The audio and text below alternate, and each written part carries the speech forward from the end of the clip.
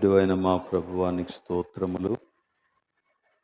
మా పాపములను క్షమించి నరకము నుండి మమ్మను విడిపించి నిత్య రాజ్యానికి వారసులుగా చేసి నీ కృపలో మమ్మను భద్రపరుస్తూ నీ వాక్యపు వెలుగులో మమ్మల్ని నడిపిస్తూ నీ పరిశుద్ధాత్మ సహాయంతో మేము నిన్ను సేవించులాగన ఇప్పటి వరకు నీవే మాకు తోడుగా ఉన్నందులకు నీకు స్తోత్రం చెల్లిస్తూ ఉన్నాము. నీవు తప్ప మాకు వేరే ఆధారం లేదు. ఈ రోజున మరలా నీ వాక్యాన్ని ధ్యానించబోతూ ఉండగా మా ఈ సహవాసాన్ని దీవించండి. వాక్య ధ్యానాన్ని దీవెనకరంగా చేయండి. నన్ను నీ సిలువ చాటును మరుగుపరిచి వాడుకునండి. మేమందరము కలిసి ఎదిగినట్లుగా నీ కృప చూపించుమని, నీ స్వరాన్ని మాకు వినిపించుమని యేసునామములో అడుగుచూ ఉన్నాం తండ్రి, ఆమేన్. దయచేసి కూర్చోండి.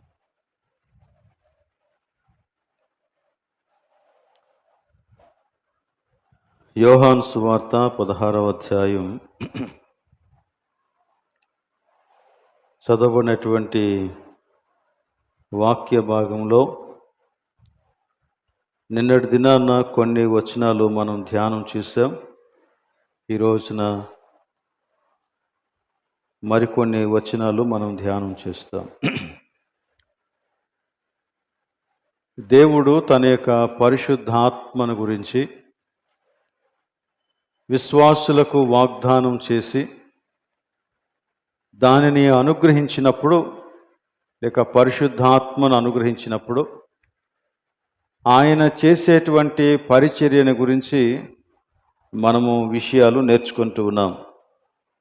మొట్టమొదట మనం చూసినటువంటి విషయం ఏంటంటే, ఈ లోకములో అనగా అవిశ్వాసుల జీవితంలో దేవుని యొక్క పరిశుద్ధాత్మ చేసేటువంటి పరిచర్య ఏ విధంగా ఉంటుంది అనే సంగతిని మనం నిన్నటి దినాన్న ఆలోచన చేశాం. వారు దేవుని యొక్క సువార్తను వింటూ ఉండగా, వాక్యాన్ని వింటూ ఉండగా దేవుడు వారి యొక్క హృదయాలలో ఒప్పుదల కలుగు చేస్తాడు. వారు ఒప్పుకొని ప్రభువును అంగీకరించి రక్షించబడతారు. మనందరి జీవితంలో కూడా జరిగినటువంటి విషయము ఇదే. ఎవరైతే ఆ రీతిగా రక్షించబడతారో వారందరికీ పేతురు అపోస్తల కార్యాలు 2వ అధ్యాయంలో చెప్పిన రీతిగా ప్రతి ఒక్కరికి, యేసుక్రీస్తును అంగీకరించిన ప్రతి ఒక్కరికి పరిశుద్ధాత్మ అను వరమును దేవుడు అనుగ్రహిస్తాడు అనేటువంటి విషయాన్ని చెబుతూ ఉన్నాడు. అయితే ఒక విశ్వాసి యొక్క జీవితంలోనికి పరిశుద్ధాత్మ వచ్చినప్పుడు ఆయన ఏం చేస్తాడు అనే సంగతిని మొట్టమొదట మనం చూసి ఆ తర్వాత వాటి యొక్క వివరాల్లోనికి వెళ్దాం. యోహాను సువార్త 16వ అధ్యాయం 13వ వచనం నుండి ఈ విధంగా ఉంది. అయితే ఆయన అనగా పరిశుద్ధాత్మ, సత్యస్వరూపి అయిన ఆత్మ వచ్చినప్పుడు మిమ్మును సర్వసత్యములోనికి నడిపించును. ఆయన తనంతట తానే ఏమియూ బోధింపక వేటిని వినునో వాటిని బోధించి సంభవింపబోవు సంగతులను మీకు తెలియజేయును. ఆయన నా వాటిలోనివి తీసుకొని మీకు తెలియజేయును గనుక నన్ను మహిమపరచును. తండ్రికి కలిగినవన్నీ నావి, అందుచేత ఆయన నా వాటిలోనివి తీసుకొని మీకు తెలియజేయనని నేను చెప్పి తిని. ఇందులో మనకి కనీసం ఒక 3 సత్యాలు కనపడుతూ ఉన్నాయి. మొదటిది ఏంటంటే, ఆయన వచ్చినప్పుడు ఆయన మనలను సర్వ సత్యములోనికి నడిపిస్తాడు. సత్యము అర్థమైంది, దాని యొక్క సంపూర్ణతను పరిశుద్ధాత్మ బోధిస్తాడు. రెండవ విషయం, సంభవించబోయే సంగతులను తెలియజేస్తాడు. సంభవించబోయే సంగతులు, ఇంకను జరగవలసినటువంటి సంగతులను తెలియజేస్తాడు. అనగా యేసుక్రీస్తు చెప్పినంత వరకు ఆయన బోధించాడు. ఆ తరువాత జరగబోయేటువంటి సంగతులన్నీ కూడా ఈ పరిశుద్ధాత్మ బోధిస్తాడు. అనగా సువార్తల్లో ఉన్నటువంటి విషయం యేసుక్రీస్తు స్వయంగా బోధించిన సంగతి అయితే, ఆ యేసుక్రీస్తు ద్వారా అందించబడిన సంఘాల బోధల యొక్క వివరాలు సంఘాలకు రాసినటువంటి పత్రికలలో ఉన్నాయి. అంటే ఆ తర్వాత వచ్చినటువంటి వాటన్నిటిలో ఆ యొక్క సంగతులు మనం చూస్తాం. అపోస్తుల కార్యాలు మొదలుకొని ప్రకటన గ్రంథం వరకు సంభవింపబోవు సంగతులు. మూడవ విషయం ఏం చెప్పాడంటే, ఆయన అనగా పరిశుద్ధాత్మ నా వాటిలోనివి అనగా యేసుక్రీస్తు బోధించిన వాటిలోనివి తీసుకొని మీకు తెలియజేయను. అంటే ఇక్కడ ఈ మూడింటిని ఒక సీక్వెన్స్లో పెట్టి మనం ఆలోచన చేస్తే, పరిశుద్ధాత్మ సర్వసత్యంలోనికి నడిపిస్తాడు, సంభవింపబోయే సంగతులు చెప్తాడు, కానీ క్రొత్తవి చెప్పడు. ఏం చెబుతాడంటే, యేసుక్రీస్తు దేని గురించి అయితే మాట్లాడాడో ఆ సంగతులే ఆయన మళ్ళీ చెబుతాడు, లేక ఆ సంగతులను గూర్చి పూర్తి అవగాహన కలుగు చేస్తాడు, లేక ఆ సంగతులను గూర్చి ఆయన మనకు సరి అయినటువంటి మార్గాన్ని బోధిస్తాడు. అవి ఎలా నెరవేర్చబడతాయో మనకి తెలియజేస్తాడు అనే సంగతులు మనం దీని ద్వారా అర్థం చేసుకోవచ్చు. ఇక్కడ మరోసారి మనకు త్రిత్వాన్ని గూర్చినటువంటి విషయం కనపడుతోంది. త్రిత్వంలో ఉన్నటువంటి ఏకత్వం ఏంటో ఇందులో మనకు అర్థమవుతుంది. అదేంటంటే, తండ్రికి కలిగినవన్నీ నావి గనుక నా వాటిలోనివి పరిశుద్ధాత్మ తీసుకొని మాట్లాడతాడు.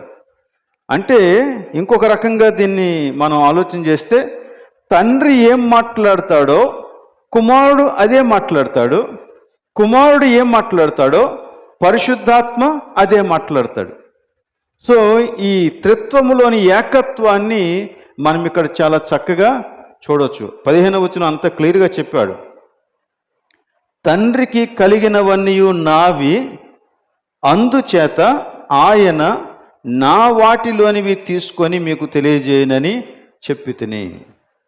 సో ఈ తండ్రి, కుమార, పరిశుద్ధాత్మ ముగ్గురికి మధ్య ఉన్నటువంటి ఆ ఏకత్వాన్ని ఇక్కడ మనం చూస్తూ ఉన్నాం. పాత నిబంధన గ్రంథంలో తండ్రి దేనిని గూర్చి ముందుగా తెలియజేశాడో దానినే యేసుక్రీస్తు ఈ భూమి మీదకి వచ్చి నెరవేర్చాడు.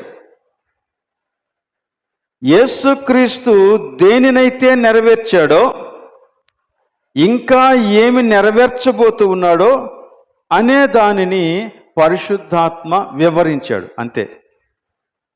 సో ఈ విధంగా ఈ బైబిల్లో ఉన్నటువంటి వాక్యాలన్నీ కూడా మనం అర్థం చేసుకోవాలి. అందుచేత బైబిల్లో ఉన్నటువంటి ఏ వాక్యము కూడా ప్రవచనానికి, లేక ప్రవచనం బైబిల్లో ఉన్నటువంటి వాక్యం అని రెండు చెప్పినటువంటి సంగతులు, లేక దేవుడు మాట్లాడేటువంటి సంగతులు, ఇదిగో దేవుడు నాకు సెలవిచ్చిన మాట అని ఎవరైనా చెబితే ఆ మాట బైబిల్లో ఉండేటువంటి ఏ వాక్యానికి కూడా విరుద్ధంగా ఉండదు. సో కనుక దేవుని యొక్క పరిశుద్ధాత్మ మనతో మాట్లాడుతూ ఉన్నప్పుడు ఆయన బైబిల్లో లేని సంగతులను మనకు తెలియచేయడు. ఆయన బైబిల్లో ఉన్నటువంటి సంగతులే మనకి అర్థమయ్యేటట్టుగా బోధిస్తాడు. ఈ విషయాన్ని మనం క్లియర్గా అర్థం చేసుకోవాలి. అందుకే ఎక్స్ట్రా బిబ్లికల్ రెవల్యూషన్ ఎవరైనా ఏదైనా చెబుతూ ఉన్నట్లయితే దాన్ని మనం అంగీకరించం. ఈ బైబిల్కి మరలా ఇంకేది కూడా జోడించం. వారల్గా కానీ, రిటన్గా కానీ, ప్రింట్ రూపంలో కానీ మనం దీనికి ఏది కూడా మళ్ళా జోడించము. కాబట్టి ఎందుకంటే కొన్నిసార్లు అలాంటివి మనలను వాక్యపు సత్యం నుంచి దూరం చేసేటువంటి అవకాశం ఉంది. సో తండ్రికి, కుమారునికి వేరుగా పరిశుద్ధాత్మ మాట్లాడడు. అలానే పరిశుద్ధాత్మ తండ్రికి భిన్నంగా కుమారుడు, అంటే పరిశుద్ధాత్మకు తండ్రికి భిన్నంగా కుమారుడు మాట్లాడు. అలానే కుమారునికి పరిశుద్ధాత్మకు భిన్నంగా తండ్రి మాట్లాడడు. దేవుడు మాట్లాడితే నీతో మాట్లాడినా నాతో మాట్లాడినా ఆ రెండు విషయాలు ఒకదానితో ఒకటి ఏకీభిస్తాయి, ఒకదానికొకటి విరోధంగా ఉండవు. కాబట్టి దేవుని యొక్క బోధ అంత ఖచ్చితమైనటువంటి బోధ. సో తండ్రి, కుమార, పరిశుద్ధాత్మను గురించి మాట్లాడుతూ ఉన్నప్పుడు ఆ త్రిత్వంలోని ఏకత్వం ఇక్కడ మరోసారి మనకు కనపడుతూ ఉంది. అయితే ఇక్కడ పరిశుద్ధాత్మ వచ్చి బోధించాల్సినటువంటి అవసరత ఏంటి? యేసుక్రీస్తు ఆల్రెడీ బోధించేశాడు కదా. 12వ వచనం చూస్తే మీకు ఆ విషయం అర్థమవుతుంది. 12వ వచనంలో ఏముంది? నేను మీతో చెప్పవలసినవి ఇంకను అనేక సంగతులు కలవు. ఎవరు మాట్లాడుతున్నారు ఈ మాట? యేసుక్రీస్తు మాట్లాడుతున్నాడు. ఎవరితో? తనను వెంబడించినటువంటి శిష్యులతో మాట్లాడుతూ ఉన్నాడు. ఆయన శిష్యులతో ఈ మాట చెప్పాడు. ఏమని? నేను మీతో చెప్పవలసినవి ఇంకా అనేక సంగతులు కలవు, కానీ ఇప్పుడు మీరు వాటిని సహింపలేరు. నాకు చెప్పాలని ఉంది, కానీ ఇప్పుడు మీరు వాటిని సహింపలేరు. అంటే అర్థం ఏంటంటే వాటిని గ్రహించేంత శక్తి మీకు ఇంకా రాలేదు. కాబట్టి అవన్నీ మీకు తెలియచేయటం కొరకు దేవుని యొక్క పరిశుద్ధాత్మ వస్తాడు. ఆయన వచ్చి పెంతెకోస్తు దినం మొదలుకొని ఆయన దేవుని యొక్క వాక్యాన్ని బయలుపరుస్తూ వచ్చాడు. ఎంతవరకు? ప్రకటన గ్రంథం ముగింపు వరకు. ఆ తర్వాత ఇప్పుడు పరిశుద్ధాత్మ ఏం చేస్తూ ఉన్నాడంటే ఇందులో వ్రాయబడినటువంటి దేవుని యొక్క సత్యాలు మనం గ్రహించటానికి మనకు సహాయం చేస్తుంది. సో దేవుని యొక్క నడిపింపు ఆ రీతిగా దేవుడు ఏర్పాటు చేశాడు. అంటే ఇంకా చెప్పాలంటే ఇప్పుడు మీరు దాన్ని సహింపలేరు అంటే అప్పటికి శిష్యులకు చాలా విషయాలు ఇంకా అర్థం కాలేదు. నిజానికి చెప్పాలంటే యేసుక్రీస్తును గూర్చే వారికి ఇంకా పూర్తిగా అర్థం కాలేదు. వారికి ఎంతవరకు అర్థమైందంటే కేవలం యేసుక్రీస్తు వచ్చాడు, ఆయన చాలా అద్భుతాలు చేస్తున్నాడు, ఆయన బోధిస్తూ ఉంటే చాలా బాగుంది, దయ్యాలు పారిపోతున్నాయి, ఆయన ఎన్నో రకాలుగా ఈవెన్ చనిపోయిన వారిని సహితం లేపాడు, ఈయన నిజంగా పరలోకం నుండి వచ్చిన వ్యక్తే, దేవుని కుమారుడే, మెస్సియా అనుకున్నారు. కానీ ఆయన గురించి ఇంకా పూర్తిగా తెలియదు. అందుకనే చాలాసార్లు వారు యేసుక్రీస్తుని ఈ భూమి మీద రాజ్యం గురించి, ఇశ్రాయేలు రాజ్యం గురించి అడిగారు. అలానే రోమీల సామ్రాజ్యంలో నుండి, రోమీల యొక్క అధికారంలో నుండి ఇశ్రాయేలులకు సపరేట్గా ఒక సంపూర్ణ అధికారం కలిగినటువంటి దేశాన్ని స్థాపించాలని కోరుకున్నారు. ఎన్నోసార్లు శిష్యులు తను వెంబడించినటువంటి వారు యేసుక్రీస్తుని రాజుగా చేయటానికి పూనుకున్నారు. కనుక శిష్యులకు యేసుక్రీస్తే ఇంకా సంపూర్ణంగా అర్థం కాలేదు. అందుచేత యేసుక్రీస్తు ఏం చెప్పాడంటే తాను చెప్పవలసిన విషయాలన్నీ చెప్పాడు. అయితే నేను మీకు ఆదరణకర్తను పంపిస్తాను, ఆయన సత్యస్వరూపయోగు ఆత్మ, ఆయన మిమ్మలను సర్వసత్యంలోనికి నడిపిస్తాడు అని చెప్పాడు. ఎప్పుడు అది జరుగుతుందన్నమాట? వారు యేసుక్రీస్తుని బోధల వరకు, అద్భుతాల వరకు మాత్రమే కాదు, కానీ యేసుక్రీస్తు యొక్క శ్రమలు అర్థం చేసుకోవాలా. ఎందుకంటే అప్పటికి ఇంకా జరగల. యేసుక్రీస్తు యొక్క శ్రమలు అర్థం చేసుకోవాలా, యేసుక్రీస్తు యొక్క మరణం అర్థం చేసుకోవాలా, యేసుక్రీస్తు సమాధి చేయబడడం అర్థం చేసుకోవాలా, యేసుక్రీస్తు పునరుత్థానం అవ్వడం అర్థం చేసుకోవాలా. యేసుక్రీస్తు శ్రమలు అనుభవించినప్పుడు శిష్యులందరూ పారిపోయారు. యేసుక్రీస్తు మరణించినప్పుడు అక్కడ ఆల్మోస్ట్ నీళ్ళు అన్నమాట, ఎవరు లేరు. ఎవరో మరొక వ్యక్తి వచ్చాడు. అంతవరకు రహస్యంగా ఉన్నటువంటి అరిమత యోసేపు ముందుకు వచ్చాడు. ఆయన తీసుకెళ్ళి సమాధి చేశాడు. ఆ తర్వాత యేసుక్రీస్తు తిరిగి లేచాడనే వార్త వారికి చాలా ఆశ్చర్యాన్ని కలుగు చేసింది, భయాన్ని కలుగు చేసింది. కాబట్టి ఒకరి తర్వాత ఒకరు సమాధి దగ్గరికి పరిగెత్తి వెళ్ళి చూశారు. ఏం అర్థం కాలేదు. రాయి పొరలించబడి ఉంది, గొలుసులన్నీ తెగిపోయి ఉన్నాయి. లోపలికి వెళ్ళి చూస్తే యేసుక్రీస్తు దేహం లేదు, కానీ వస్త్రాలు అలాగనే ఉన్నాయి. వారికి ఏం అర్థం కాలేదు. ఏమీ అర్థం కాక ఆ రోజంతా గడిపేసి ఒక ఇద్దరు వ్యక్తులు అమ్మాయి పట్టణం వెళ్ళిపోతూ ఉంటే యేసుక్రీస్తు వారిని దారిలో కలిసి ఏం మాట్లాడుకుంటున్నారు మీరు అని అడిగితే వారు చెప్పిన సంగతి ఏంటంటే, మేము అనుకున్నాం ఆయన ప్రవక్త అని, కానీ ఏంటో మాకు అర్థం కావట్లేదు. జరిగిన సంగతులు నీకు తెలియవా? అది శిష్యుల యొక్క పరిస్థితి అప్పటికి. అందుచేత యేసుక్రీస్తు సమస్త విషయాలను అప్పుడు చెప్పలేకపోయాడు. అప్పుడు చెప్పటానికి, వినటానికి, గ్రహించటానికి వారు సిద్ధంగా లేరు. కాబట్టి యేసుక్రీస్తు పునరుత్థానుడైన తర్వాత 40 రోజుల పాటు ఆయన శిష్యులకు కనిపిస్తూ వచ్చాడంట. ఈ 40 రోజుల పాటు దేని గురించి మాట్లాడాడంటే దేవుని యొక్క రాజ్యాన్ని గురించి మాట్లాడాడు. దేవుని రాజ్యాన్ని గురించి ఏ విషయాలు మాట్లాడాడు అనేది పూర్తిగా మనకి అపోస్తుల కార్యాల గ్రంథంలో మొదటి అధ్యాయంలో ఆ మొదటి వచనాల్లో చెబుతూ ఉన్నప్పుడు మనకి వివరించలేదు. కానీ ఆయన చెప్పినటువంటి సంగతులే వారి యొక్క జీవితం అంతా వారు పాటించారు, వారు అర్థం చేసుకోగలిగారు. దేవుని యొక్క పరిశుద్ధాత్మ వారి మీదకి బలంగా దిగినప్పుడు, అవును ప్రభు ఇది మాట్లాడాడు కదా, ప్రభు జీవితంలో ఇది జరిగింది కదా, ఇది లేఖనాల్లో ఉంది కదా, ప్రభు ముందుగానే చెప్పేశాడు కదా అని అప్పుడు వారి యొక్క మనస్సులన్నీ కూడా వెలుగా యేసుక్రీస్తు కూడా వారికి ధర్మశాస్త్రంలో నుండి, ప్రవక్తల్లో నుండి, కీర్తనల గ్రంథంలో నుండి వారికి పూర్తిగా విషయాలన్నీ కూడా కోట్ చేసి వారికి బోధించినట్లుగా మనం చూస్తాం. దేవుని రాజ్య సంగతులు అని చెప్పినప్పుడు సో పునరుత్థానాన్ని చూశారు. పునరుత్థానం వరకు చూస్తే సరిపోదు, ఇంకా ఏం చూడాలా? ఇంకా ఏం చూడాలంటే యేసుక్రీస్తు వారి మధ్య నుంచి అలాగ పైకి ఎత్తబడటం చూడాలి, ఆరోహణం అయిపోవటం చూడాలి. వారు తన్మయత్వంతో యేసుక్రీస్తు అలాగ పైకి ఎత్తబడటం చూస్తూ ఉండగా అక్కడ దేవుని యొక్క దూతలు వచ్చి, గలిలయ మనుషులారా మీరు ఏం చూస్తున్నారు అని అడిగి ఇంకొక మాట చెప్పారు. మీరు వెళ్ళిపోవటం చూశారు కదా, ఆయన అలాగే వస్తాడు మళ్ళా. ఇవన్నీ వారికి తెలిస్తేనే తప్ప యేసుక్రీస్తు చెప్పేటువంటి సంగతులు వారికి పూర్తిగా అర్థం కావు.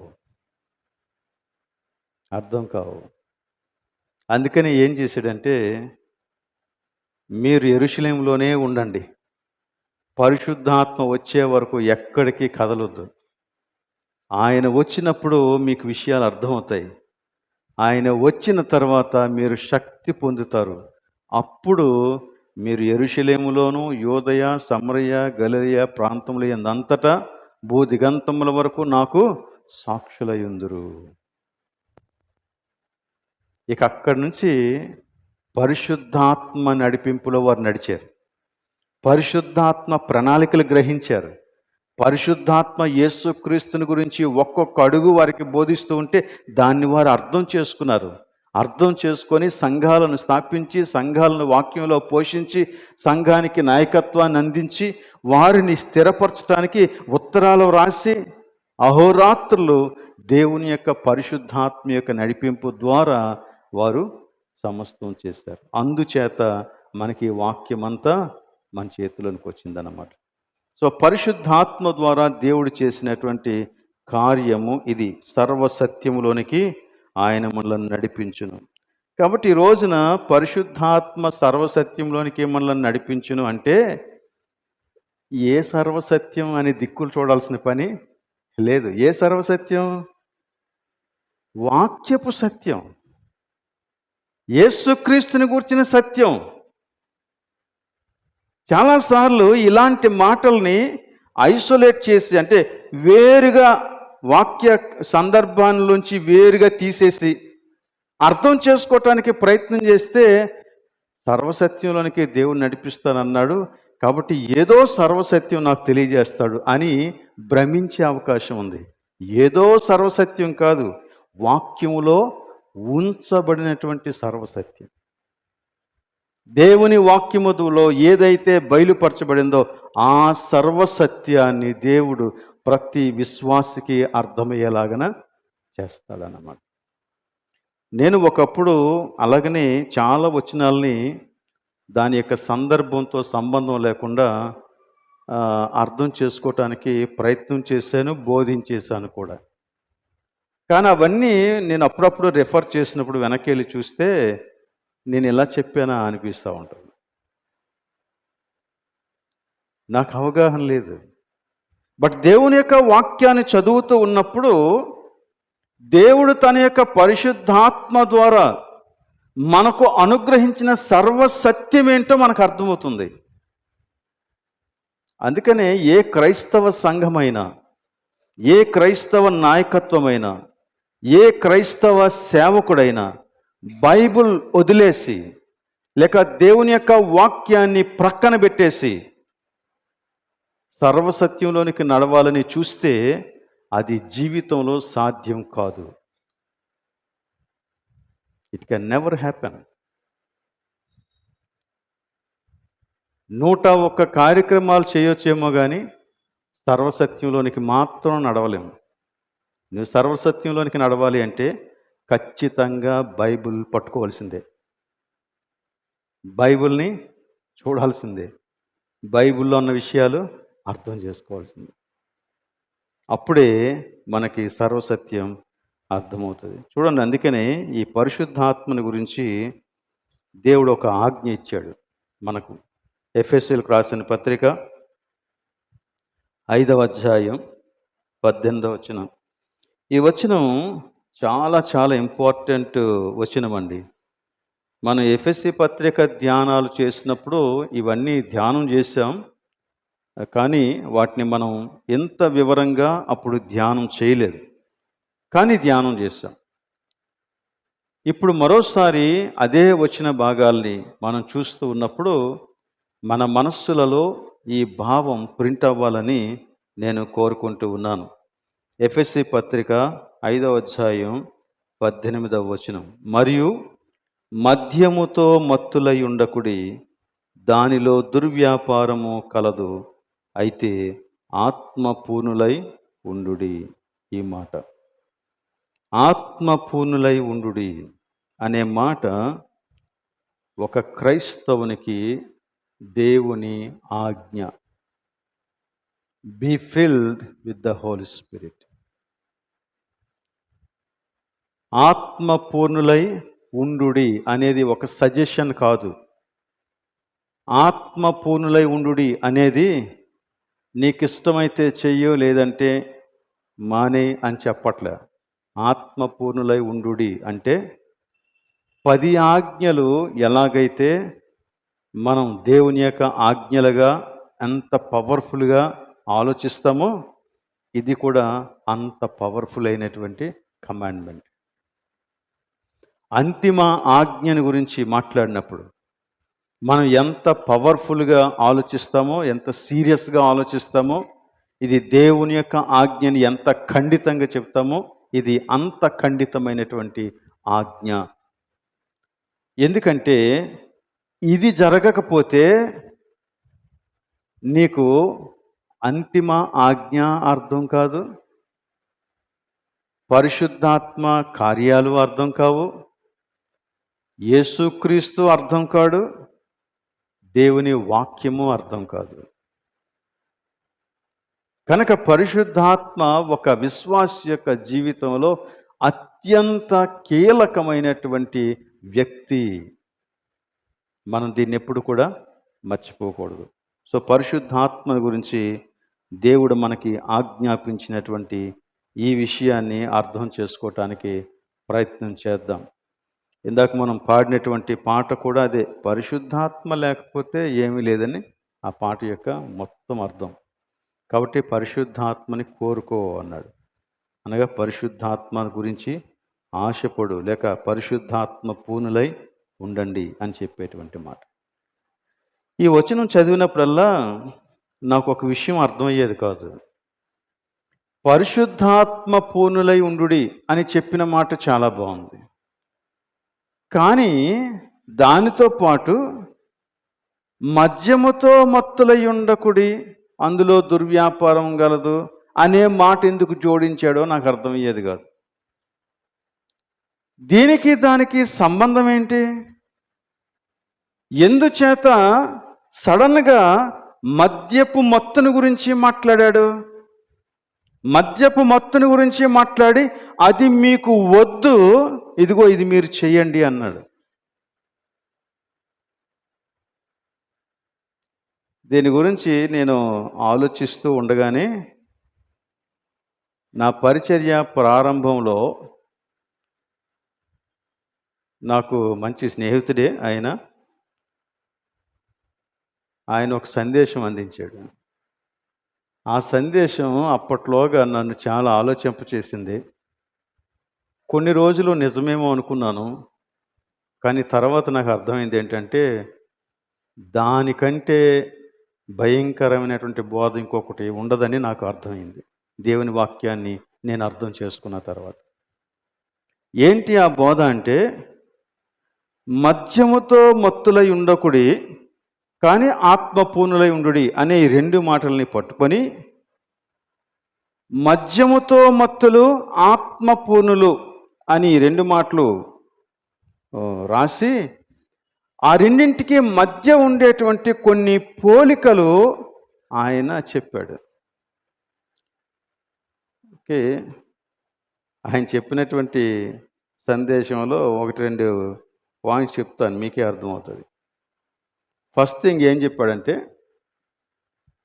ఒక వ్యక్తి మద్యాన్ని తీసుకున్నప్పుడు, త్రాగినప్పుడు మద్యం యొక్క కంట్రోల్లోకి వెళ్ళిపోతాడు. మద్యం యొక్క ఆధీనంలో ఉంటాడు. ఆ మత్తులో నడిపించబడతాడు. సో ఈయన చెప్పిన విషయం ఏంటంటే, దేవుని యొక్క వాక్యంలో ఈ రెండింటిని ఒకచోట ఎందుకు రాశాడు అని చెప్పడానికి ఆయన ఏం చెప్పాడంటే, ఈ వ్యక్తి ఎలాగైతే మద్యపు మత్తులో నడిపించబడతాడో అలాగనే దేవుని యొక్క ఆత్మచేత నింపబడినటువంటి వాడు దేవుని ఆత్మ యొక్క ఆధీనంలో నడిపించబడతాడు అని చెప్పాడు. ఇది నెంబర్ 1 మిస్టేక్. అది అలా కాదు. మద్యంతో మత్తులైనటువంటి వారు ఏం చేస్తున్నారో వారికి తెలియదు, కానీ పరిశుద్ధాత్మ చేత నింపబడిన వారు ఏం చేస్తూ ఉన్నారో అది వారికి పూర్తిగా తెలుసు. అందుకే కొరింథీ 14వ అధ్యాయంలో, 1 కొరింథీ 14వ అధ్యాయంలో ప్రవక్తల ఆత్మలు ప్రవక్తల స్వాధీనంలో ఉన్నాయి అని మాట్లాడతాడు. They are not out of mind. వారు ఏం చేస్తున్నారో ఏం మాట్లాడుతున్నారో వారికి తెలియని పరిస్థితుల్లో వారు ఉండరు. నువ్వు ఆత్మపూర్ణుడవైతే నువ్వు చేసేది నీకు ఇంకా బాగా తెలుస్తుంది. ఓకే, రెండో విషయం ఆయన ఏం చెప్పాడంటే, మద్యం తాగినవాడు నిజాలు చెప్తాడు అన్నాడు. ఓకే, కొంతమంది మాట్లాడతారు అలాగే కదన్నా. ఎందుకంటే లోపల ఎక్కడెక్కడో ఉండిపోయినవన్నీ కూడా మద్యపు మత్తులో బయటకు వచ్చేస్తాయి, ఇంకా లోపల ఉంచుకోలేడు కాబట్టి అన్నీ బయటకు వచ్చేస్తాయి. కాబట్టి ఈయన ఏమంటున్నాడంటే, మద్యం త్రాగిన వాడు ఎలాగైతే నిజాల్ని నిర్భయంగా మాట్లాడతాడో అలాగనే ఆత్మపూర్ణుడు కూడా సత్యమును గురించి ధైర్యంగా మాట్లాడాలి అన్నాడు. ఇది కూడా పెద్ద ఫ్రాడ్, అబద్ధం. మద్యం మత్తులో ఉండేవాడు మాట్లాడినట్లుగా తన మనస్సులో ఉన్నటువంటి చెత్త చెదారం అంతటిని బయటకు తీసినట్లుగా ఆత్మపూర్ణుడైన వాడు చేయడు. ఆత్మపూర్ణుడైన వాడు మాట్లాడితే మనుష్యులకు దేవుని ఉద్దేశాలు అర్థమవుతాయి. పెంతెకోస్తు దినాన జరిగింది అదే. వారందరూ పరిశుద్ధాత్మ చేత నింపబడ్డారు. నింపబడిన తర్వాత వారు భాషల్లో మాట్లాడారు. భాషల్లో మాట్లాడినప్పుడు వారికి అర్థమైన విషయాలు ఏంటో తెలుసా? వారందరూ కూడా వారి స్వంత భాషలో దేవుని గొప్ప కార్యాలు వివరిస్తున్నారు. సో దేవుని గురించి వారికి అర్థమైంది. ఇదేంటి వీరు మా భాషలో మాట్లాడుతున్నారు? అక్కడ మీరు లెక్కపెట్టి చూడండి, ఇంచుమించుగా ఒక 15 రకాల భాషలు మాట్లాడేటువంటి ప్రజలు ఉన్నారు. వారందరూ కూడా వీరు మా భాషలో మాట్లాడుతున్నారు, మా భాషలో దేవుని కార్యాలు వివరిస్తున్నారని వారికి దేవుని గురించి అర్థమైపోయింది. కానీ మద్యంతో మత్తుడైన వాడు నానా న్యూసెన్స్ చేస్తాడు. వాడి మాటలు ప్రజలకు మేలుకరం కావు. సో ఇలాగా ఆయన ఒక 10 ఎన్నో సంగతులు చెప్పాడండి. అవన్నీ నేను చెప్పలేను, నాకు గుర్తులేవు కూడా చాలా వరకు. కానీ అందుకొరకే చెప్పాడా ఈ విషయం? కాదు.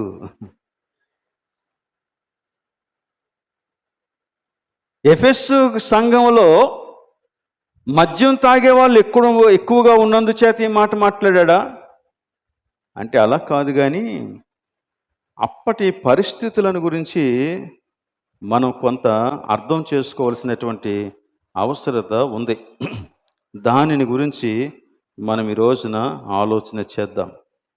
ఓకే, ఎందుకు ఇలా వ్రాశాడు?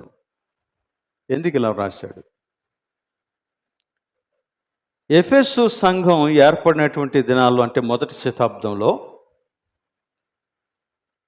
ఆ చుట్టుప్రక్కల ఉండేటువంటి మతాల వారు, అంటే ముఖ్యంగా ప్రామినెంట్గా గ్రీకులు, రోమన్లు, వారు ఆచరించేటువంటి ఆచారాలలో, వారి మత సాంప్రదాయాలలో పూనకాలను ఆచరించేవారు. పూనకం అంటే తెలుసు కదా, మనకందరికీ అర్థమయ్యే మాటే అది. పూనకం తెలుసు కదా. పూనకాలను ఆచరించేవారు వాళ్ళు. వారి యొక్క మత సాంప్రదాయాలలో, ఆచారాలలో పూనకాలకు చాలా కీలకమైనటువంటి స్థానం ఉంది. అయితే ఈ పూనకాలన్నీ కూడా ఏ విధంగా జరిగేవంటే ఎక్కువ శాతం మద్యపు మత్తులో జరిగేవి. ఈ రోజుకి కూడా చాలా చోట్ల అలాగనే జరుగుతున్నాయి. ఈవెన్ మనది కూడా ఈస్టర్న్ కల్చరే కాబట్టి మనకు కూడా అలాంటి ఆచారాలు చాలా కనబడతాయి మన చుట్టూ, మనం గమనిస్తే. అప్పుడే ఉన్నాయి అవి.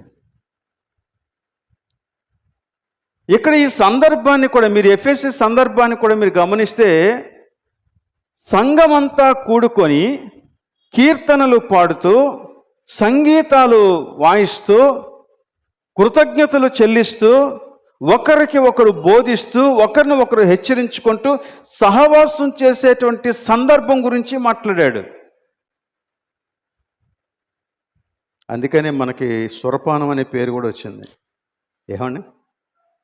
సురపానం అంటే దేవతలదట, అది మంది కాదు, దేవుడిచ్చాడంట అది. కనుక వారి యొక్క ఆచారాలు అలా ఉన్నాయి కాబట్టి ఇప్పుడు దేవుని దగ్గరికి వచ్చినప్పుడు మీరు ఆత్మపూర్ణులు అవ్వండి అని చెప్పినప్పుడు వారికి ఇమ్మీడియట్ రెఫరెన్స్ ఏంటంటే మద్యపు మత్తులోని పూనకాలు. అందుకనే ఈ డిఫరెన్స్ని క్లియర్గా తెలియచేయటం కొరకు దేవుని యొక్క ఆత్మచేత ప్రేరేపించబడిన వాడై అపోస్తులైన పౌలు ఈ సంగతిని పర్టికులర్గా రాసి పెట్టాడు అన్నమాట. మన ఆరాధన, మనము దేవునికి చెల్లించేటువంటి ఆరాధన, స్తుతి, కృతజ్ఞతాస్తుతులు, పాటలు, మనము దేవుని యొక్క సన్నిధిలో వాయించేటువంటి సంగీతాలు, ఇవన్నీ కూడా బయట మద్యము మత్తులో జరిగేటువంటి కార్యకలాపాల లాంటి కార్యకలాపాలు కావు. అది మీరు తెలుసుకోవాలా. There is lot of difference. కానీ ఆధ్యాత్మిక జీవితంలో మాత్రం అభివృద్ధి జరగట్లేదు. అందుకనే పౌలు ఈ డిఫరెన్స్ని చాలా క్లియర్గా చెప్పాడు. దేవుని సన్నిధిలో దేవుణ్ణి ఆరాధించటం అంటే మద్యపు మత్తులో ప్రజలు చిందులు వేసినట్టు కాదు. అందులో దుర్వ్యాపారం ఉంది.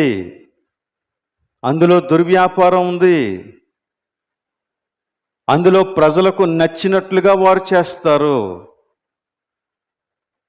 కానీ ఇక్కడ మీరు నిజ దేవుణ్ణి తెలుసుకున్నారు. ఆ దేవుని యొక్క ఆత్మచేత నింపబడటం అనేది క్రైస్తవ జీవితానికి అవసరం. మనం ఇంకొక రెఫరెన్స్ని చూడొచ్చు. అపోస్తల కార్యాలు 2వ అధ్యాయంలో వారందరూ పరిశుద్ధాత్మ చేత నింపబడినప్పుడు చాలామంది వచ్చి చుట్టూ మూగారు. ఏం జరుగుతుంది. వారిలో కొందరు ఇలా అన్నారంట. ఏమన్నారు?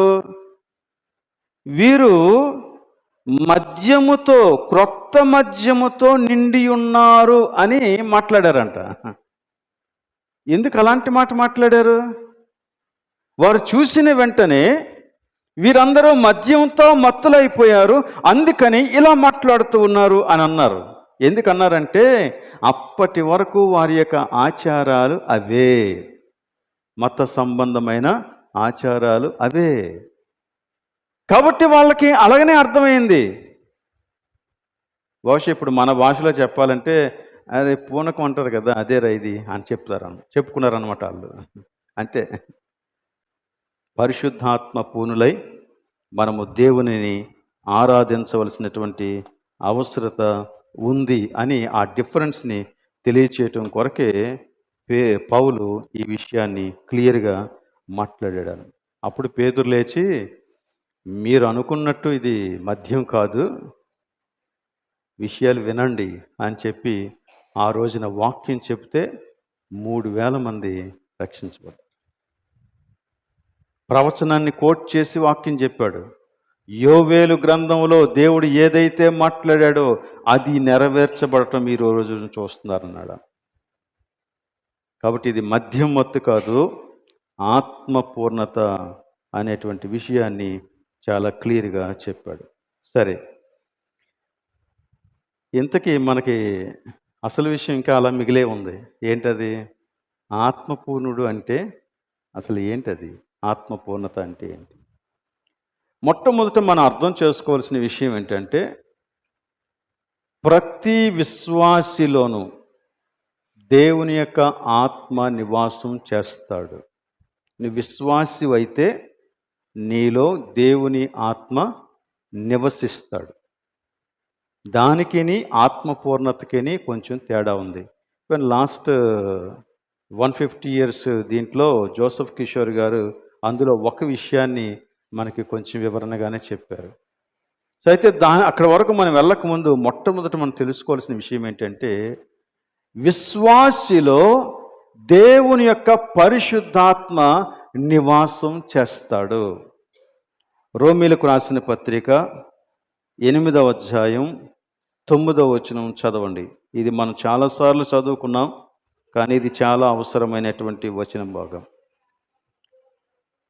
దేవుని ఆత్మ మీలో నివసించి ఉన్న ఎడల మీరు ఆత్మ స్వభావము గలవారే గాని శరీర స్వభావము గలవారు కారు. దాని తర్వాత మాట గమనించండి జాగ్రత్తగా.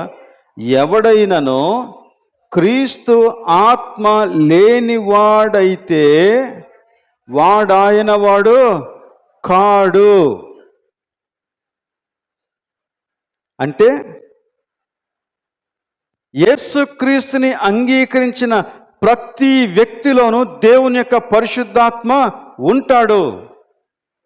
దేవుని పరిశుద్ధాత్మ లేడు అని చెబితే అసలు వాడు క్రీస్తుకి సంబంధించినవాడు కాడు.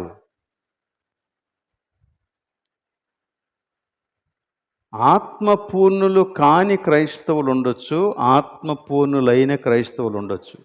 కానీ ఆత్మ లేని క్రైస్తవులు, ఆత్మ ఉన్న క్రైస్తవులు ఉండరు. నీలో దేవుని యొక్క పరిశుద్ధాత్మ నివాసం ఉంటేనే నువ్వు క్రీస్తు వాడవు, నువ్వు రక్షించబడిన వాడవు. ఈ విషయాన్ని గురించి బైబిల్ ఇంకా వివరణ ఇచ్చింది. కొరింథీయులకు రాసిన మొదటి పత్రిక 12వ అధ్యాయం 13వ వచనం చూడండి. కొరింథీయులకు రాసిన మొదటి పత్రిక 12వ అధ్యాయం 13వ వచనం. ఎలాగనగా యూదులమైనను గ్రీసు దేశస్థులమైనను దాసులమైనను స్వతంత్రులమైనను మనమందరము ఎవరిని ఉద్దేశించి మాట్లాడుతున్నాడు? విశ్వాసులను ఉద్దేశించి మాట్లాడుతున్నాడు అక్కడ. ఓకే, యూదులు కానీ, గ్రీసు దేశస్థులు కానీ, దాసులు కానీ, స్వతంత్రులు, నీ బ్యాక్గ్రౌండ్ ఏదైనా కావచ్చు, నువ్వు విశ్వాసివైతే ఒక్క శరీరంలోనికి ఒక్క ఆత్మయందే బాప్తిస్మము పొందితిమి, మనమందరము ఒక్క ఆత్మను పానము చేసిన వారమైతిమి. చూడండి, క్లియర్గా చెప్పాడు. మళ్ళీ క్రీస్తు శరీరములోనికి ఒక్క ఆత్మయందే బాప్తిస్మము పొందితిమి. ఇక్కడ క్రీస్తు శరీరం అని చెప్పినప్పుడు దేని గురించి మాట్లాడుతున్నాడు? సంఘము గురించి మాట్లాడుతున్నాడు. నువ్వు సంఘములోనికి చేర్చబడినటువంటి విధానం ఎలా జరుగుతుందో తెలుసా? దేవుని ఆత్మకు నీలో స్థానము ఉన్నందుచేత. యేసుక్రీస్తుని ఒక వ్యక్తి ఎప్పుడైతే అంగీకరిస్తాడో అప్పుడే దేవుడు తన యొక్క ఆత్మను ఆ వ్యక్తిలోనికి పంపుతాడు. దేవుని యొక్క ఆత్మ మనలో నివాసం ఉంటే మనము నిజమైన క్రైస్తవులం, విశ్వాసులం. ఇలాంటిదే గలతీ పత్రికలో కూడా ఒక వచనం ఉంది. 3వ అధ్యాయం, గలతీ పత్రిక 3వ అధ్యాయం 26 నుంచి 28 వచనాలు.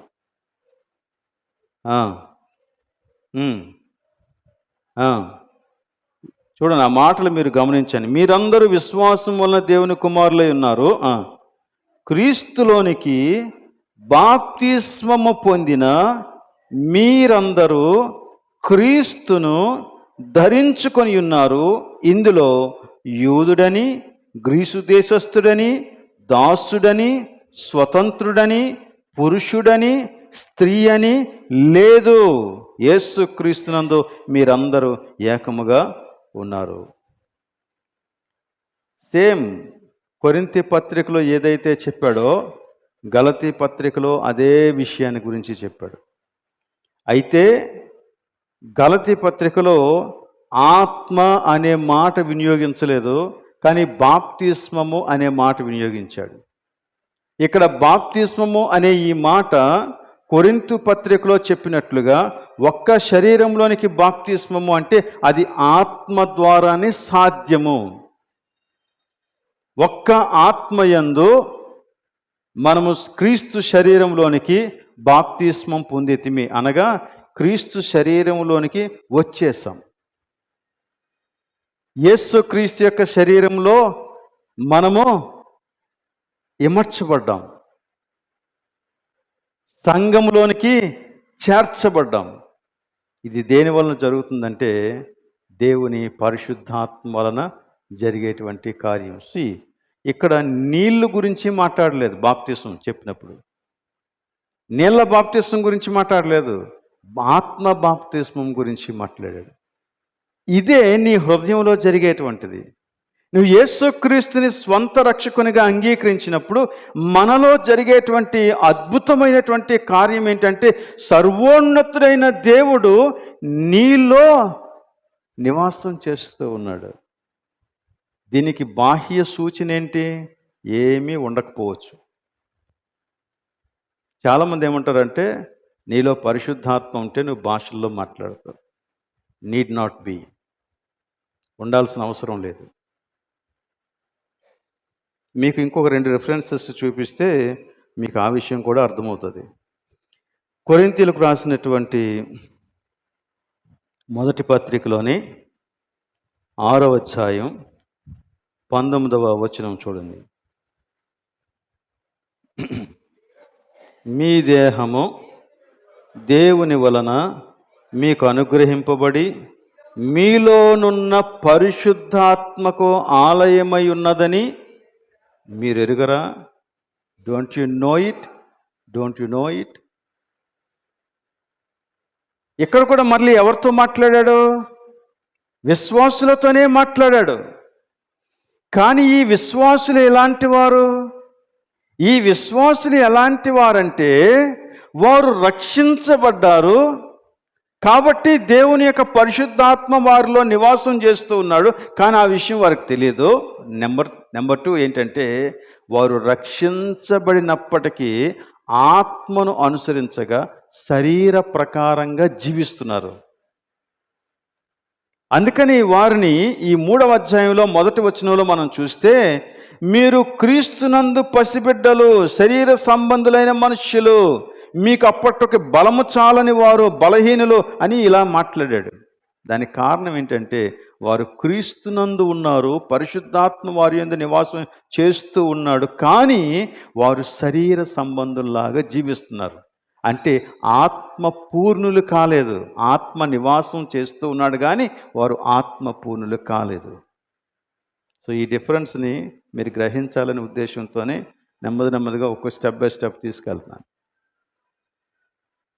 ఇక్కడ ఇంకొక మాట కూడా మీరు గమనించండి. కొరింథీయులకు రాసిన 3వ పత్రికలో 16వ వచనంలో కూడా ఇలాంటి మాట చెప్తాడు.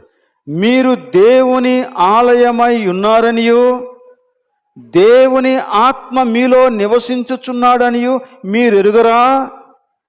ఎవడైనను దేవుని ఆలయమును పాడు చేసిన యెడల దేవుడు వారిని పాడు చేయను. దేవుని ఆలయము పరిశుద్ధమైనది, మీరు ఆ ఆలయమై ఉన్నారు. You are the temple of holy ghost. దేవుని పరిశుద్ధాత్మకు నిలయం. నీ దేహము ఆలయం. ఈ విషయాన్ని మనం తెలుసుకోవాలి. ఈ విషయాన్ని మనం గ్రహించాలి. దేవుని యొక్క పరిశుద్ధాత్మ మనలోనికి రావటం అనేది ఒక్కసారే జరుగుతుంది, ఎక్కువసార్లు జరగదు. రక్షణ ఎన్నిసార్లు పొందుతాం? ఒక్కసారే. నువ్వు రక్షించబడినప్పుడు దేవుని ఆత్మ నీలోనికి వస్తాడు, అంతే. అయితే నీలోనికి వచ్చిన ఆత్మకు నీవిచ్చిన స్థానం ఏంటి? దానిని బట్టి సంపూర్ణత ఆధారపడి ఉంటుంది. సో ఈ ఆత్మ పూర్ణతను గురించి ఐ థింక్ రేపు చెప్తాను. బట్ ఇప్పటి వరకు ఇది అర్థం చేసుకోండి. మీలో దేవుని పరిశుద్ధాత్మ నివాసం ఉంటూ ఉన్న సంగతిని మీరు గ్రహించాలి. ఇది ఎలాగండి అని అడిగితే ఎఫెసీ పత్రిక తీయండి ఒకసారి. ఎఫెసీ పత్రిక 1వ అధ్యాయం 13వ వచనం.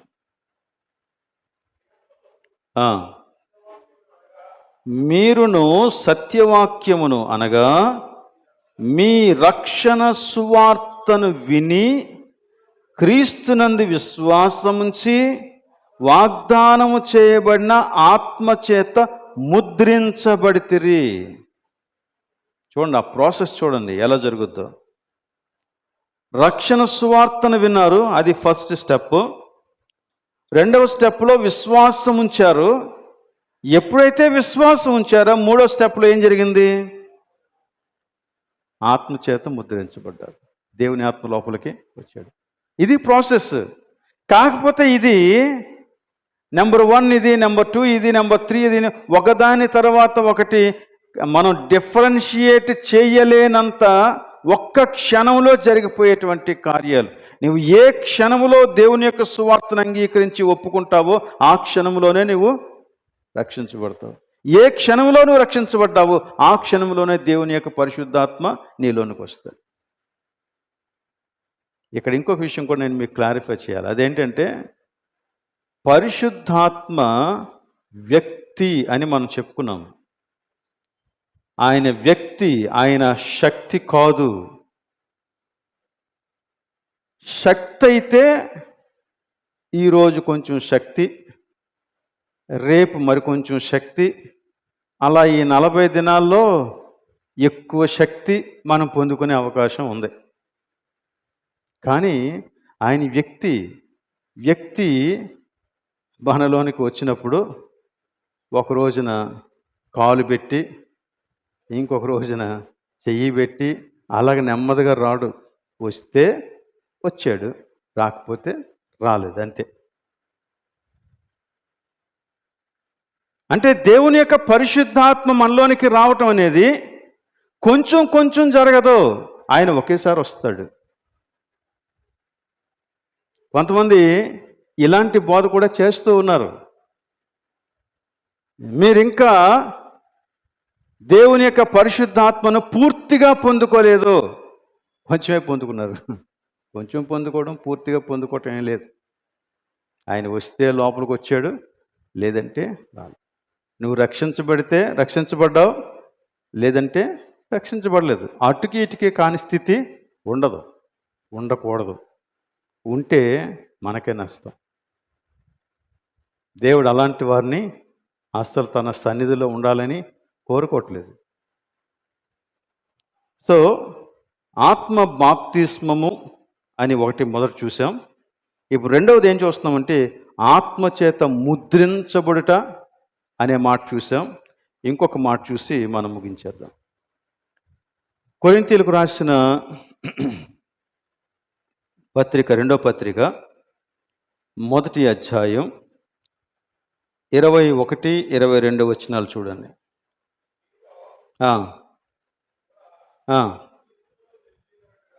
మీతో కూడా క్రీస్తునందు నిలిచి ఉండునట్లుగా మమ్మును స్థిరపరచి అభిషేకించిన వాడు దేవుడే.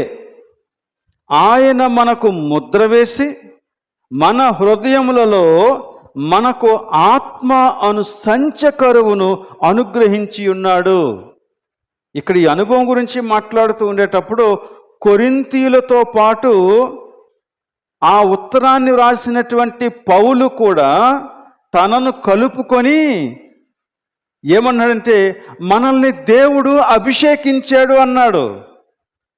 అభిషేకించాడు, మనల్ని అభిషేకించిన వాడు దేవుడే. ఎలా అభిషేకించాడయ్యా అని అడిగితే ఆయన మనకు ముద్ర వేసి మన హృదయములలో మనకు ఆత్మను సంచకరువు అనుగ్రహించి ఉన్నాడు గనక ఇప్పుడు ఆత్మ అభిషేకం. మళ్ళీ ఇది సెపరేట్ కాదండి. ఈ మధ్య అభిషేక కూడికలు కూడా జరుగుతున్నాయి. మళ్ళీ అదొక సెపరేట్ అనుభవం లాగా. ఇవన్నీ ఒకటే. ఆత్మ బాప్తిస్మము, ఆత్మచేత ముద్రించబడుట, అలాగనే అభిషేకించబడుట, ఇవన్నీ కూడా ఒకే అనుభవాన్ని సూచిస్తూ మాట్లాడినటువంటి మాటలు ఇవి. కానీ మనుషులు ఈ పదాల మీద మనల్ని ట్రిక్ చేస్తూ ఉంటారన్నమాట. మీరు రక్షించబడ్డారు కానీ మీకు అభిషేకం లేదంటాడు.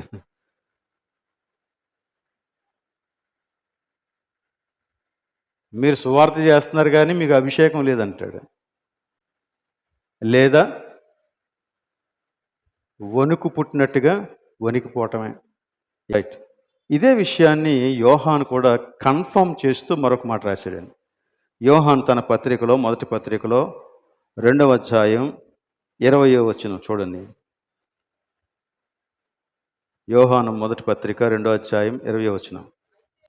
అయితే మీరు పరిశుద్ధుని వలన అభిషేకము పొందినవారు గనుక సమస్తమును ఎరుగుదురు. ఇప్పుడు మీరు మళ్ళీ ఈ మాటల్ని మన స్టడీలో మనం ఉపయోగించిన మాటలకి కనెక్ట్ చేసుకోండి. మొట్టమొదట మనం ఏం చెప్పుకున్నాం? దేవుని యొక్క పరిశుద్ధాత్మ ఆయన వచ్చినప్పుడు ఏం చేస్తాడు? ఆయన మిమ్మల్ని సర్వసత్యములోనికి నడిపిస్తాడు. ఇప్పుడు ఎక్కడ చెప్పిన మాట ఏంటి? అయితే మీరు పరిశుద్ధిని వలన అభిషేకము పొందిన వారు గనుక మీరు సమస్తమును ఎరుగుదురు. సో మీరు దేవుని యొక్క పరిశుద్ధాత్మ చేత అభిషేకించబడిన వారు గనుక, మీరు దేవుని యొక్క పరిశుద్ధాత్మ చేత ముద్రించబడిన వారు గనుక, మీరు దేవుని యొక్క పరిశుద్ధాత్మ మీలో నివాసం చేస్తూ బాప్తిస్మం పొందినవారు గనుక ఇప్పుడు ఏమంటున్నాడంటే మీరు సమస్తమును ఎరుగుదురు. ఎందుకంటే సర్వసత్యంలోనికి నడిపించే పని పరిశుద్ధాత్మ పని. సో ఇప్పుడు ఇంతకీ మనలో పరిశుద్ధాత్మ ఉన్నాడా లేదా? అది మీకు కన్ఫర్మ్ అవ్వాలంటే నేను నిజంగా రక్షించబడ్డానా లేదా అనేది కన్ఫర్మ్ అవ్వాలి మీకు. నేను చెప్పలేను మీ పరిస్థితి ఏంటో నాకు తెలియదు, నా పరిస్థితి ఏంటో మీకు తెలియదు. కానీ మీ పరిస్థితి మీకు తెలుస్తుంది, నా పరిస్థితి నాకు తెలుస్తుంది. So it is not to judge anybody. ఎవరెవరికో మనం తీర్పు తీర్చడానికి విషయాలు నేర్చుకోవట్లేదు. వీడు రక్షించబడ్డా, వీడు రక్షించబడ్డాడు. No, nothing like that. నీకు తెలీదు ఆత్మకార్యం గురించి నువ్వేం మాట్లాడలేవు. యేసుక్రీస్తే చెప్పాడు, గోధుమలు జల్లాడంట, గురుగులు వచ్చాయంట, శిష్యులు మేము వెళ్ళి పెరికేయాలంటే వద్దొద్దు, మీకు తెలియదు అన్నాడు. మీకు తెలియదు, యు డు నాట్ నో. నేను చేస్తాను ఆ పని అని దేవుడు చెప్పాడు. అందరూ కలిసే ఉంటారు, గురుగులు గోధుమలు అన్నీ కలిసే ఉంటాయి. ఈ లోకంలో ఉన్న చర్చెస్లో మనం ఎవరిని జడ్జి చేయాల్సిన పని లేదు. ఈ వ్యక్తి ఆత్మ లేనివాడు అని మనం చెప్పాల్సిన పని లేదు. బట్ మనకి మనంగా ఆలోచించుకుంటే మనకు అర్థమవుతుంది. నిజంగా నీలో ఆత్మ ఉంటే నీలో దేవునిని గూర్చి, దేవుని వాక్యమును గూర్చి, పరిశుద్ధతను గూర్చి, నీతిని గూర్చి తీవ్రమైనటువంటి కోరిక ఉంటుంది. ఫెయిల్ అవుతామా అంటే అది మళ్ళీ సెపరేట్ ఇంకొక సబ్జెక్ట్. అది ఫెయిల్ అవడం సంగతి అలా ప్రక్కన పెట్టండి. ఫెయిల్ అవుతామా లేకపోతే సాధిస్తామా అనేది పక్కన పెట్టండి. బట్ నీలో దేవుని కొరకైన ఆశ ఉందా? ఆ నూతన జీవాన్ని గూర్చినటువంటి అవగాహన నీకుందా? దేవుని యొక్క వాక్యానికి సంబంధించినటువంటి తపన, నేను ఆ ప్రకారంగా జీవించాలి. అయ్యో నేను తప్పిపోయినప్పుడు అయ్యో నేను తప్పిపోయాను. ఒకవేళ పరిశుద్ధతలోంచి జారిపోతుంటే అయ్యో నేను జారిపోతున్నాను, నేను మరలా కట్టబడాలి అనేటువంటి ఆలోచన ఉందా? అది నీలో ఉంటే పరిశుద్ధాత్మ నీలో ఉన్నాడు, ఆయన పని చేస్తూ ఉన్నాడు గనుకనే నీకు ఆ తపన ఉంది. అది లేకపోతేనే నువ్వు తొందరపడాలి.